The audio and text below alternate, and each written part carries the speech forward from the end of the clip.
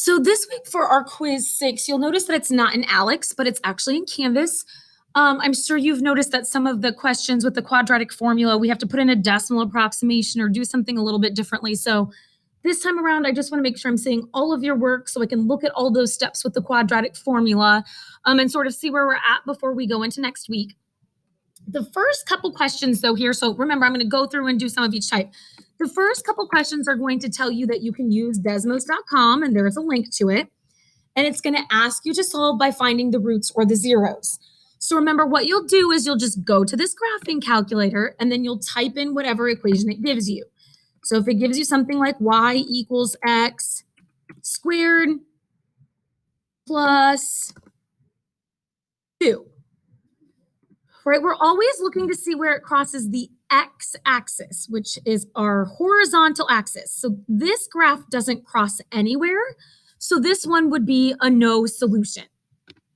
Okay, but maybe if we have something like this, again, we're looking to see where it crosses the x-axis. So this crosses in a couple places, right? It crosses here and it crosses here. So we would say that it intersects on the x-axis at 0 and at 2. So you're going to see 2 boxes that you can type in. Okay, you're going to put 1 blank per answer. So it'll say x equals, and you have a blank, comma, blank. So you'll put in 0 and you will put in 2. Okay, after that, you're going to have some questions that ask you to solve by taking a square root.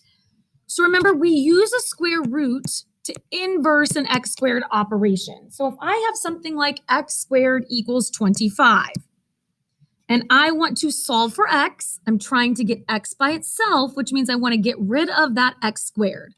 And to do that, I want to add a square root onto each side. Okay, so that exponent of 2 and the square root cancel each other out. And the square root of 25 is 5, but remember, because we put that square root on there, we have to add that plus or minus, which means this has 2 answers. So again, in Canvas, you're going to have x equals blank plus blank, and you'll have to put in a 5 and a negative 5. Now, sometimes when we're solving by taking a square root, we have more steps. So maybe something like a 3y squared minus 27 equals 0. So if we want to solve this one and we want to get y by itself, we'll undo subtraction with addition. We will undo multiplication with division. And then we will square root each side. Again, when we square root 9, since we added it, we'll have a positive 3 and a negative 3. So 2 answers, 3 and negative 3. Okay, we will have then problems that ask us to solve with the quadratic formula. So remember, to use the quadratic formula, it has to be set equal to 0. So make sure you're checking that first. Okay, then we are going to find a, b, and c. So since we don't see something in front of x squared in this one, right, there's really a 1 there. So we'll say a equals 1. B is the number in front of x, so b equals negative 9. And c equals 20. You should have the quadratic formula in your notes. Okay, if you don't have that, it's negative b, well, x equals plus or minus the square root of b squared minus 4ac all over 2a. Okay, so we'll start plugging in. We'll say negative b. So b is negative 9. So we want the negative of negative 9, which will be positive 9 plus or minus b squared, which is going to be negative 9 squared,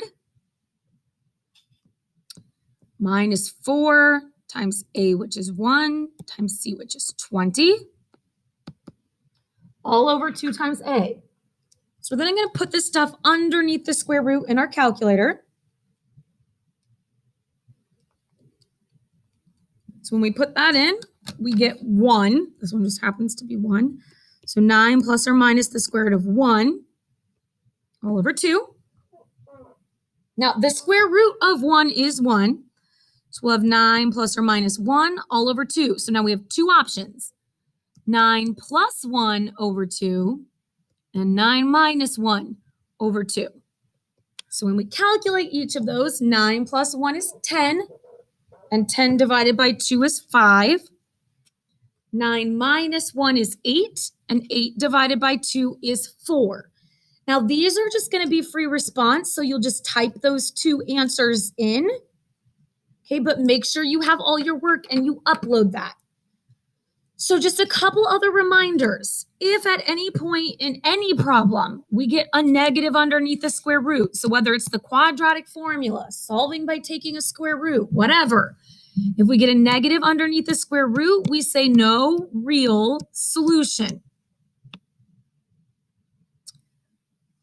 Okay, if we get something that has a square root that can't be simplified, so maybe if we get here, right, this is just our final answer. We can't split that up into 2 because the square root of 7 isn't a number that we know.